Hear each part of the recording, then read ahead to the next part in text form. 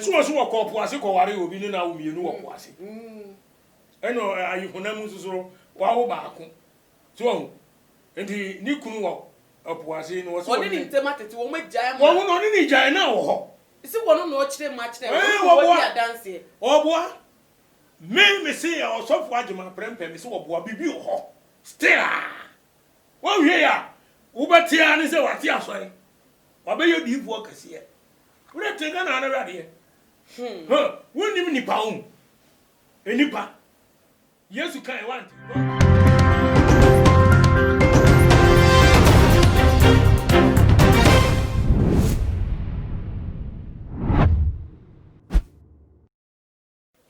for me mamo akwa ba stronko eba too much GH efide kese so na me enshom se dane dan munya bre ede share ye dwubedi ede ebeto na ebiem so no muja ho comment corrections kakra na muda to all their mind yeso buda ye da masese mu yes ade no ede mind na no munua ba na ama owusa ebre ewie du se enkomo na mfamamu e wo Ghana ha se nia no me de beto dwa ama mo nso metimi atibi Ghana for SCBB cost woman more woman NTS. Oma follow Netu the show, the sit show no ma follow Achepa, Obetie, Asofo dia Yapopo Ewo, and for mobile show no so ebedi a dance edify so for no one so woman need your movie. Nansu obi aba o se wasachira obi aba so o se wasachira nansu o mo sachira ye mu no etisen ewie wo ma wie ensachira enwe djuma ana se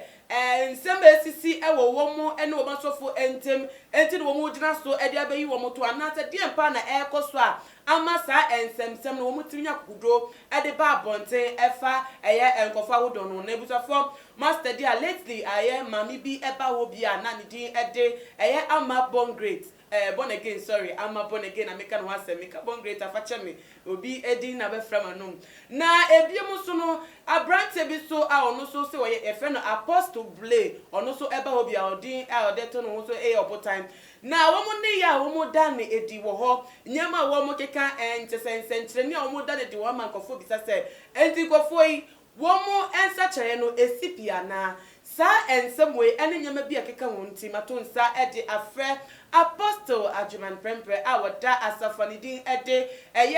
the Bible Church of God 7 days Tuba Junction ene wo enkomo we obeba boy ni apene pumesi brenti enko bebia emre no de kakra bi pe eminti twen ye basisi a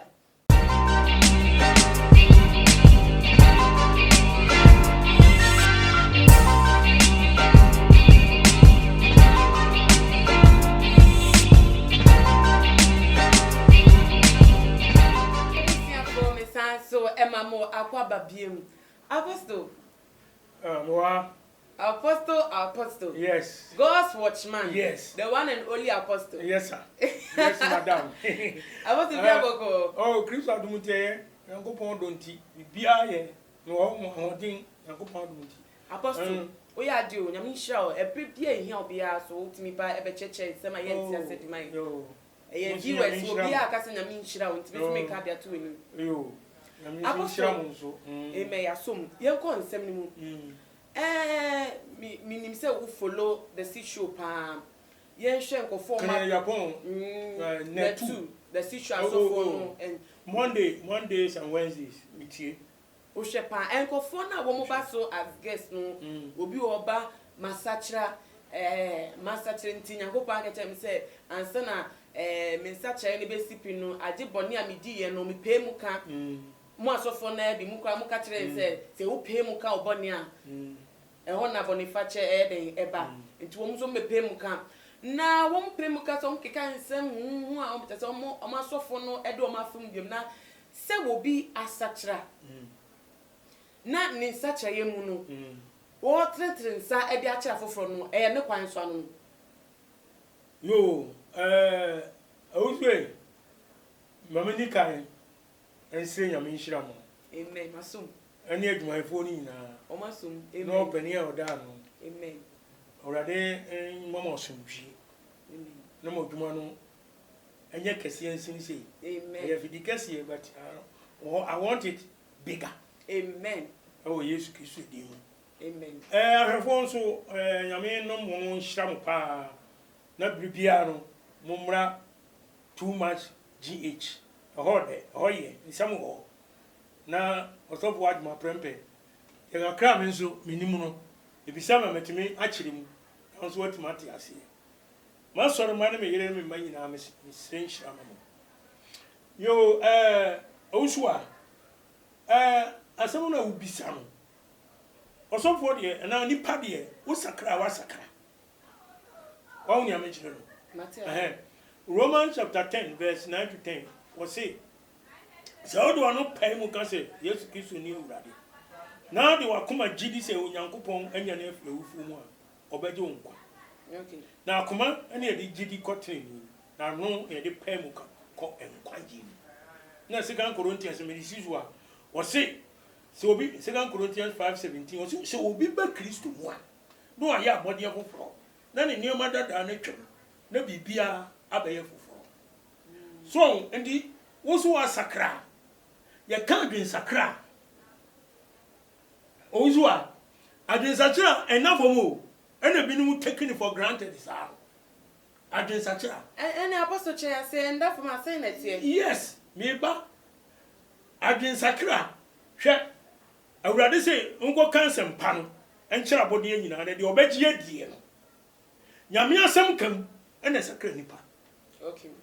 enti obati asem no uka Romans 14:15 nso a 14:15 na okasa asem pakafo esima ekoka so ena Kristo edi ka kan ansa na oko ena smafo no hye ma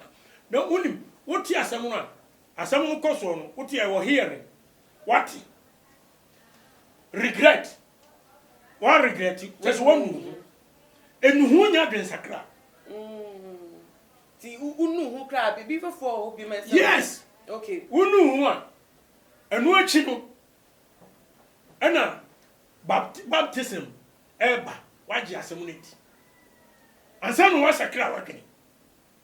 ari wo sakra wadwene na yakoko boss na je say why complete so ohun ya meche no na enu hu no na sa nkrofo ya wo ken asofo a musi ya sakra omun anu ye ho na den sakra ndi nya mai ante nu hu no mu gina so de aka omo asofo omo no manante nenim no yes okay omo nu omo se omo yes ade no adwen sakra ni nya mai o ana wonu no no say o practice enema bebre okay ansana wakosubo adwen sakra na ba ma na yede akosubo so onya me kire no edi the omo yani chese omo nu omo edi na me say me sango me omo 40% okay omo bi sakra mu 40% is there so ko exams na u twa 40% ya unu baby ya wa feri wa bon the omo ya no omo nu baby ya okay osofu ya kan yi obutan no apostle blay o si blay o chese o di nuro wa memene ne maguni yempen wa yang wode ententreni bebiri ya tv ni so kura mete wo hwe no o ye body boss bi ebe yi sika nyina apostle me paso yo e di kire so won mu nyina no me to no me hwedi na me study na me tambia me obi kanya me sam ana obi di adanse bi a me madwene no ekọ bible okay so because the bible is the marking scheme and to to okay who say nipa de o ka no no kore e wo musa wasesa so onua me kire no aha edi mi twa am to no me say do tibia no ko mu no wo film nyame adom wo film eye so wo film a wo ka okay na wasakira repentance e mu odu repentance mu odu enti wo mo nsakira wo adwene na de wo kan de me mani so no ye me anansesam ene wo mo to no yes adanse na wo mu die me boa testimony adanse die o di adanse na ne nche so wasakira o awurade Yesu Matthew 28 verse 18 to 20 no o kan se suafo ni hia no Before Galilee no so wo mu okoduru wo se mu nko wiase nyina nko kansempa enkyira abode nyina na de obagie die no mo na sunhye agya oba ne hunkunkunu dinimu na me mo to na nyina de kosi wiase awie so wonti sango for uzu asakra afi na obekenya mesam se uze Kristo ene se fo no no nam no munya basa wo wono mu nante me le menkan say 3 years etreni won eto mu hunu Yesu su ne ban o mu sa de Yesu chiri won life mu eye boni ene boni na ada atro abosomsom ne niema basa adwamammo ochi eni wo hwe Peter hom asuafo du mienu wo de obi ho asembone da eti wa ba mu a yehunu so wa ba mu eni adanse ehye Kristo ni munyam so na Kristo so oni obi akoma mu eti oni mu obi aye enti akoma wo hoy Jeremiah 10 na no 10 to 10 was Jeremiah 17 9 to 10 nani 11 was akoma wo hoy eye nkontompo ni isi ade nyina na yensemone papa no when ehunu oni pa akoma mu was me awurade na me so sawa na me hwe ni pa akoma mu awurade na nim de omo kan no de omo ye nyina no me se omo nsa kira yo omo nsa kira eye nuhu any testimony bi na omo ade che Ghana ho ne any testimony e true omo na ko hunu ombeka apostle ye bi on omo se no mo kan o kan ko si so manu omo ho no do so manu omo ho ate so mo free de no omo ye ni mu no still na nyema bi wo ho a wo mo da so a eye ye he amabo ne ge na no ada no TV so a wo bi a hye no wo di nsuo eka eye plain sheet of paper ebubo paper ni obu paper ni mu say edima presenter no ema o ka che presenter nti wo biem na esika pi $1,000 yenye ni tua se na paper na o mu no na sika bi enim yehu bi ebiem so no eye obotan onu so di adaka ebe ye sa esencheni bi atese wo yiska na obi a wenu no ho efri ni boni mu atese wo nanti towards adwen sacrifice na wo kire yin na so na esu na wefri mu no ebi ade so wo ni mu se no o ye nsencheni de ye sika no sa de no de yenim se enye normal nsencheni no mo ye wo no enti no obi o wonu no e de na sa atumi ni da so atimi wonu ma na se de ne wonu ma otimi eye nyama na wa ye bi pe a wo se wa sacrifice hu no me da se ama one some no gusam no mu odu na nsusu no the Bible has the answers because nyankopon de obi obi nipa be ye bia onim so say de obu say wo say wasakra kan enyuma no ne ma wo ye no wo ye bia kire 2 Corinthians 5:17 say obi be Kristo mu a no ya body foforo so na eni ma dada na no ye no na ni nyina atwam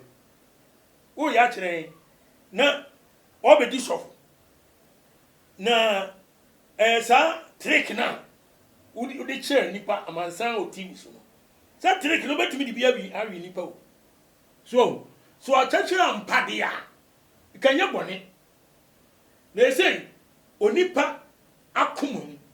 onipa adwenem onipa tirim wane be hu obi anim aje nyame nko a aje se nyanko po twedi ampon ena Yesu kan no Matthew 7:20 wasi dua na ba no ena edi huru dua kro by the fruits shall the tree be known na no apostle wo pa che say still na ade na wo mu sacrifice hu na ebi wo mu ana se na twifo ka say bodamfo kra ya na ya resa de na mu ko na kakra odi be huru na nkwara nu zo ho na no enu bi na eye omo sa because me me won me sure say Ghana for bi so eye omo won bi se enu nti ne de aba to enim no say wo bi a wa sakra say me sum akonfo me jai kom me nkom biem esi a me ba ya ensenche na ebra me kom ni metimi ye bi se me dani sikeni say metimi skepie fi baby ba no still na me da so atimi ye bi me jai yo but still na metimi dani mu na no 2 minutes da so a wo me mu ana se dien na ewo ho ana be yesu aka omo a entimi mfi wo mu me da se bebre owuzu a on se Bible no ena ese ekom ni ekohwe nipa bi sakrai ebedi na chi so tia se Paul say no e bia na no ho ahomete pa no ha gene e wo Israel odi ewu ni nyema bebre ni tricks ni onim ni nyina ono so no obi a onimuma ma no boso nkre so oba Kristo mu sa tricks na no de ti wiase no wa me sure agire obi a aso na na ni yede eni wode ana wode ku say eni yede de e nipa eni nyame na de ma okay eni yede no enya bone o okay eni yede eni akokogro na nam Paul na kokotu okay na ni yede so enti obi a wote sa no nyame taa de ne ye adwuma so onyame ma unsuro bibia okay kane no o wiase mu no ye sa nyema bia ense kunkum nipa ye taxi enyema mebre but oba Kristo mu no o jai ni nyina wan kan wasam wasemi ma wi na fi de atwa mu no me preko botae di mani won enti wono adwuma no ye no preso obekọ enkwagiem so na umusi asakra ena nkonya mu ye epoase a mu kokọ ye eni akonvo so ni nura modidie nyina mu ka akwa akosisen me question mu ka akwa akosisen mo sachira Kristo se obi a wasachira wadwe no eniema dada no mani twam tubu nyanu na de beye de adada nipa ogana ha enti emi no mi hunu so mo sakra me se die ben 40% enuhu onu mo nu ye ho se mo kota sa atebiem ena be mo hu Christ ena o be so mba Christ so ba ni nchen a enya de ye easy 1 John 2 verse 15 to 17 Bible say mun no wiase ana anyema wo wiase na anyema wo wiase nyina honam akono aniwa kono ani asetena mu ahoho a emfiri agya ho na emom efiri wiase na ewiase ene na kono etwam na de oye ade Nyankopɔn pɛ no ɔno no ɔtena hoda wɔse ewiase ene emu ene niema ewo wiase asetena mu ahoho a emfiri agya ho sanye me nema no mo ye nyina asetena mu ahoho a ewiase de so enti forget about all this. Never complete change. Change you have been complete 100%. Now, me apostle, maybe I'm better when see to man say, Atena, woman that's why to me, you know. As a training saying, and I'm better when see to man say, Adena, woman such a woman no home to the father say no home. Now, so still no mutimi, you know. A day and more mutimi as I didn't. Because on my power home, no much less as our home, no me man. Oma pa o no na tibio nanso esu no wo mutimi dan sa esu ne di se sika wo bi ye oyi nkonya na te sika pie fi pepe mu no enya de a yen se mi se ameto o metimi aye ne kwasa ya me da se bebre ena me ka so mun sakrai ntina me so mun sakrai eye nuhu de omo ye no eti bibi wo ho ena me se won si wo mun sakrai o wo mun ye hu afei ena omo bagidin so afei no mo se se omo pefe okay we se omo pani mo mo nyanse ko omo ye sa de no wo se Ghana fon so de ye peye ma me ono braka o di adanse ama again o say mo bi me friend no say me pesika se mi say mi hu ye no say $1,000 menu su gani $1,000 sa keke no obi o na de kondo so benye bi yeah say sika o pay the channel how be so so wo ko ase ko ware obi ni na wo mienu wo ko ase eno ayi honam so wa wo ba ko so enti ni kunu wo opo ase no so oni ni ntema tete wo magya ma wo no ni gya na wo ho isi wo no no kire ma kire wo dia dance oboa me say osofo agema prempe me say oboa bibi wo ho still wo hwe ya wo betia ni say wate asoi wabeyo diifu okasiye wure tenga na na rade wonim nipa wo enipa Yesu kan want John 2 eti wo masakra wo mudi tu Ghana fofo na mudi bie yeni no saa esu no wo metimi da beti wo masori asa dia sen kofo ana no na wo kasa ana mu se obi a okom wo se magyan no obeti asori me ayi professor bi kan kurvaza o mutimi nipa kura mutu bomtuo nipa na wu ne mo je etu no awo ye tam 70 60s ne tam no okay na mu yi sika ntoma ne ade okunu se 3 days was menya no obanimpa no okunya 3 days time ne nyina nso no e trick o e spirit bi no mo de yesa adwuma no wo hunu da minim voice be ofiri mi kuro mi side ho ba bia e no bank na ha no obeti asore kakraka obeti asore oti asore da e ye mira na mo ka se ti angofo mo yesa na mo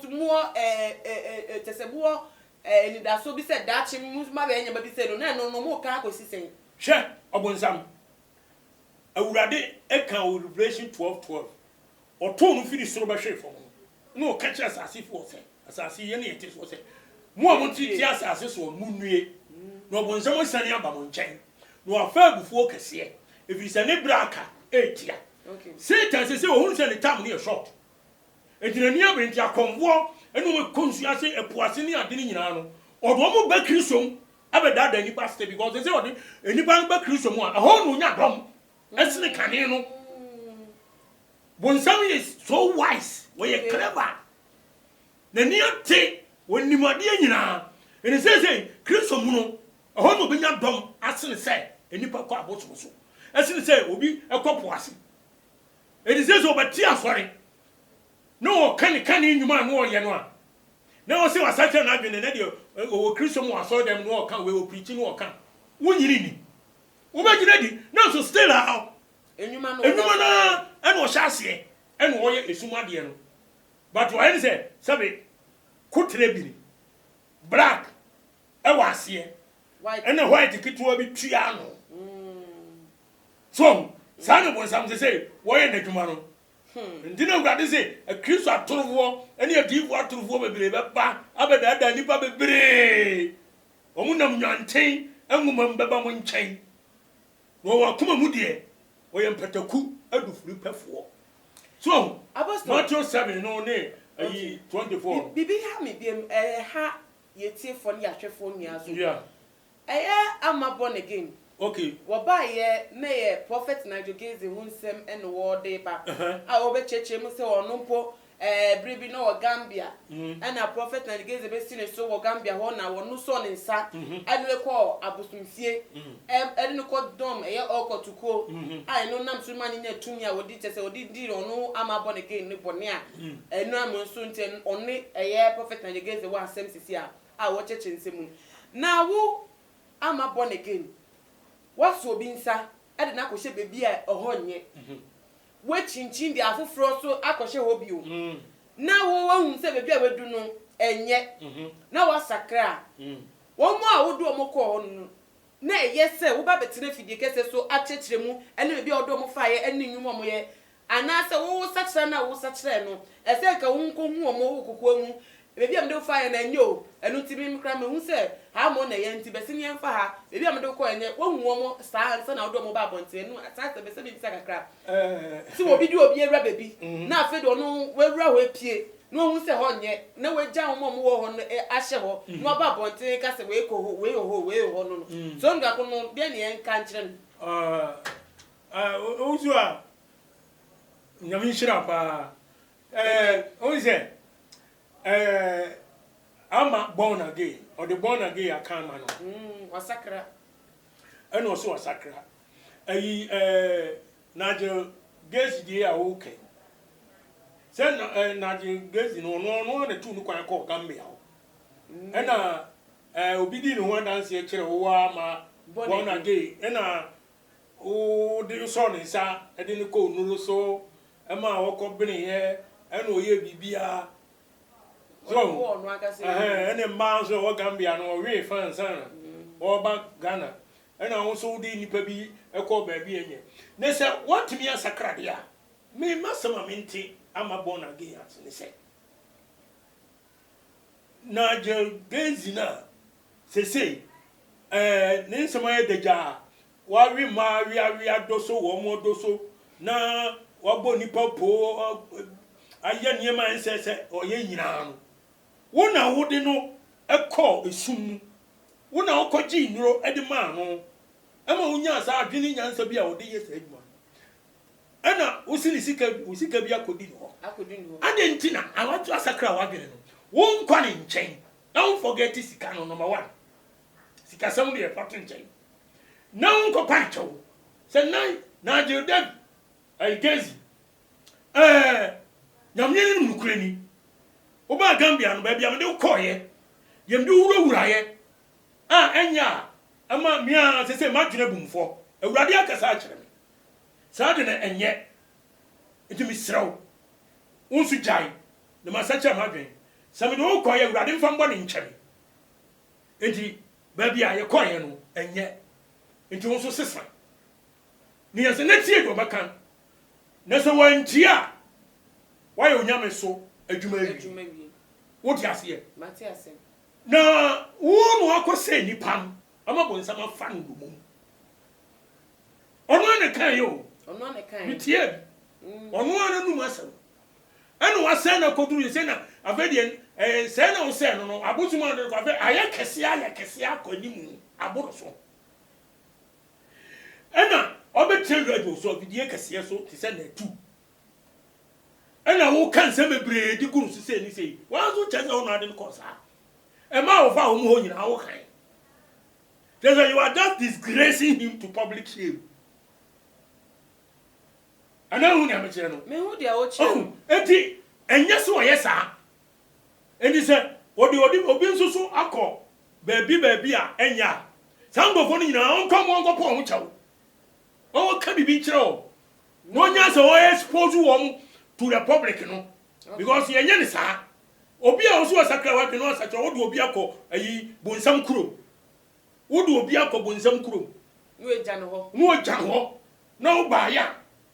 na wo be guna ni mo ase sani ya de obi a wa sakra wa dwene ni tina mi ka cho se don say wo interview mi nya abusa mi se mi de mi kan so on sakra na de enu hu ka kan wonya ene se no mi de ma hu wo mo ho no se woni obutan ni nyina so mi enu asem na abusa mi wonu obutan ni nyina no o mu pefe o be se ga no ko nyina ba che won ka enu mi yesan so sika so ba there are so many ways and bad for so the years go is e be won so be kristo mu edisa enam sa kwa so e be nya ya ho se ejumadi a ye di won netu na no anu ba mu ye o se ejumadi ni se ye yi asofo a wo nye no kwafo no eto ye yi atrofo di foto wo mo to maba e di wo mo di a wo mo ehu ene de wo mu nim e fa sa nyama no abetuja enti ejumadi a ye di wo na mo de abeka ho ti wo kakra ndema ye nsete ho na mi bisa se ama born again ni sike ya woje e wo na digeze nam sunti aye ntempia enumgase weni aba ekire no se ewiase mu ene obi kode woka no aba Jesus ma ye ni se sika so ye moja den a wo wiase mu wo Yesu mu wo betidi wo be yeska to nsu wo be yeska de ahwe ho yi wo ti wiase mu kwa de wo be yeska enu nti apostle mi tie wo se wo ba che se ama born again woni na digeze wo mu hia osumu ena mu di suma se eja ejiti wa ba ohan mu a wonya ni sika na osumu na sa na wo pa kire se mi ye me no a so sakra de a wonya esumu sika no because sika no so antona de eja se sika de ye ni de sika de nya ne se wo to ade ne ye ni sika ba ye wo sika fi okay eni ye wo sika papa sika kanja bituo nti wo bia ene ena ebia mokoye rituals bi okay ena abo no bosia ena enipa no onfa sika ne ma wo ena so se oton ade ena obeto obi ena wontu aka up to date ena oju sika ena dey right so o free ni sika so fanya ensentreni tezo man sika se onfanya ensentreni bi na eyeyi a ana se eche no obetua ne ba da se bosia se wo so ofan koye ensentre so no so odi mi di odis kan koye oni so e for prophets because one dey call convo so ana ayi aduro so ono dey ko ento oni se kwan no nam so no enye ahudi o manisikana wo de aye no da nkofo na se wonya sika no a no pia ne sika man ba eno ye sumu sika so wa mato wa de wa mo bo bosia woni ni bi anu eye temps na nko ya mo nyina mo sumu na mo ye sumu ade no wo firi sumu ho ne sam pass wo fi won wo ba han mu a onzu a ade na sa ko hwe esumu ade bio won to wade o na wo hwe esumu ade bio ade di na hunya amanenka enti obi de meka ewo wiase mu na me sakra na me ba yesu mu a enti me hia sika no kra me ntimi nko oje me sika won kakono se ayi sika no ayi ba we ne de no omo de ye nyankomade o omo de ye nyankomade eya samne no ne ye fine na mo de ye nyankomade ena answer cd enye business bia se ayi atro de ni krono nyansa krono ne apo ya mo bonipa ya obenya duru abo ho ban se de be ya wani mu nguase enti na ade man tina onu ama bo na ke no ya we ena so wasachira Jesus gane se onu otimi iska ayi na no ayi edwana se be wanyi ayi $1,000 people na wo kata so na ma kokuya nan hwe nsuo kakregu anu na so obobo wie na so omiem obi emu na $1,000 $100 nko a 10 na wo 1,000 na tumi ye we nya sika na je gezi die eno so jaye na yi sika ni bi ana onu this can be ye se be ye Apostle yes God watchman yes when me dem nyankopon watchman me enti me kan kure was me do was easy afie yomfo enti tiemanu asem na bo man no kokoma me enti me bo man no kokko onipa bi otim de onipa bi a wo ye no ense wotumi hu se ade a wo ye no enye enti na me ka se omu pefe nipa ye pefe mu Ghana adoso ayi gari ya efe no ayi akura pimpolo obodi akura pimpolo ya ba ye kura ketwa no wo wa bono ho adeja e de a che ne ba boy be 8 years obo ho adeja je ti no bo adeja o pefem e di sika be bre no we be ka sei na ko social media na ko to YouTube Ghana why ayi friends too much GH na ba ha wo na ne nam ni nyina no sesi kaba o ha edi sese wi ase de nipa na koma ne na adwene di akire eni sika kwan baba so benye sika eto obode ja nya na sem wo kum nipa nya na sem wo se nipa nya na sem wo didi nipa temu a nya na sem se de ayi of friends NDC ni bi a ayi apostle J Owusua J ya also NDC ni a wo didi president Akufo Addo atem edidi ayi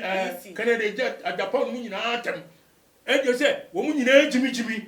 MPP penfo nyina jimi insam bebre mitie bi o perfect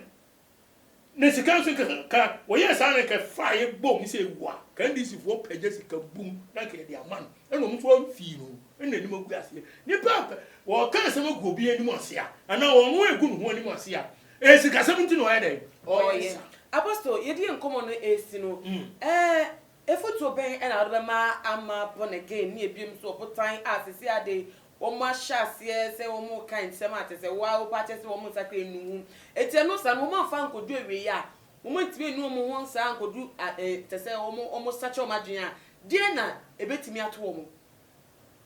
bebi wo mo enu wo ho obedu ni so ma fa nkodu nsachira yemu so ma sacha o madwen a den ene betimi do ma kodu so say asem na obusa me no pa because 1 Corinthians 10:12 for say the yen say ogina ho no o hwe no hu yi e na o hwe ase okay Luke 12:47 papa Jesus say the onim the onyankopon pe no anya ne sane opel we twa no ma bebre na no wo de pa kire sese na me pa kire se sisuman omo nsakira omo adwene a omo hwe nsakira omo adwene anya sa anya me betwa omo ma papa obi odi awurade din eye boni da da nipa no wo petu aye onim se han bofo se de Yesu Kristo kan no wo so ma ye ho se han bofo onam Paul so kan no enti se asoma na soma fo bonsam nsa no ti o Why is it abosoma kotere? Wouldn't my abosoma kotere? I don't tell me the Abosoma kotere ya abobi ya English mu no. E friend no chameleon. Okay. What is that kotere? E wo wi. What dane ne ho. Sa wo ko wi na hu na wo so watade ya. What done in the pepe or semi dear, but done the pepe. That you pierce will be over done on sa. Okay. Son of one some tear. Okay. We are done, you are done. It will fear no car. We are no car. It will what time yama. A one again. Baby, I'm with you, medium. Baby, I'll be told me. It will almost such a margin, almost such a margin, 100%. Now, Omunya say almost exposed and crop war and money I don't know. Most of my is I didn't be that. Forget about it. And so we giant nyina obi ba Kristo mu no ya body afoforo na ne nioma da ni nyina edan atwam ememasam emasam nipa utumi kwaware wo nsuase nyame ada woroma wo yi wo fi se se wo matu gu nsuase wo omo fomu be fie fomu bra kan na o eden de o be fie and this was such a one when nyina hu hia do baka kire okay me yes hu hia do baka because okay emoayen na je so person che say wo spirit Ghana for so there wo kom ni nyina nse na bisa there o de ba ho no be ya ma no na ngonya wonya na ho to se sika no pa na nsa ka bie de o hwe no ya ma no so o kom se o ye kristoni se o ye odiwo se o ye hwan se o ye saman o ne de o hia no se ne ma me awo na ne nua no ana me boa kwenye de hia no so ma me awo na nua no na se footballers yi bobori goalkeeper nyanu say wo de we ni say would go no ye bo ba ho na wo so ayre wait me so achi no so enti kwan no mo ni nam so a wo mu do eye adwuma ni nyina no agensa chari nyama eye camouflage eti wo mu sakra ya dere any kind of one so be sramu tumfo wo Kristo Yesu din no Romans 12:1 and 2 bi janyankopɔ mo buru ho so me tumfo say mo mfa mu nipa bi ensi wo sa afode eti ase na ye kronkron a eso nyankopɔ ni ani mu nyam so a adwene wo mu na mo nyam hu sɛ wiase mo nyam hu sɛ wiase na mo mfa adwene foforo ansa kyerɛ mo an mo tuma yɛ de e fata urade no ama mo enkwagye e wo Yesu Kristo din mu minimi sɛ urade ti ase obadwema bia ebeti ase too much GH4 afidikasi so ama so dwie ni awie etumi aba na difo atrofo no ya dɔso dɔso dodo enti mo nsakira mo dwene Apostle for number eto asene yenko mesramu me number ni 0544 2626 14 0544 2626 14 ena 020 70 200 ena 11 020 70 200 11 Israel asumdwe Israel yankopon asumdwe enkamo amohwe tie ye nyina ewe Yesu Kristo di amen ebusuafo na nede aha ene de enkomo no ebesi midinde na ama obusu amene Apostle Ajiman Prempeh awada the Bible Church of God 7 days tukwaso akwan so tuba janhwe ho no ena na asafo no ewo enti upelecha kwa betimi ahwe no ewo ho ene ha ne de enkomo no besi nanso ansa ne beko no kan hu ni se tuma GH ewo Instagram betimi afollow ye ewo ye Instagram page @tumagh_ ne biem so no bomodian share video we ma dofo no obi entiminya emu aba onfa mo ne bra at Apostle wetufufu bebre ewo mu nti obi hia pa se obi abenya efuto na wetu ni bi no de ato tese ne kotodwe emu midi besi ha da se ne besan ehye bi makramu chacha on se me catch o se bomodin na hwe too much GH on se me kan ye nyene bone pa na kase ye pe wo wiase ya asondin ti na Adam wo hu nyame ye no nyam no wo hu ne ma bi a wo hwehwehwehwe e wo other place ni ade kate won na bomodin na be hwe too much GH be hwe na subscribe bomodin o be hwe pe na wa ye subscribe o subscribe na subscribe a na wobɛnya nneɛma pɛ a wopɛ nneɛma papa a wopɛ ahwɛ nyame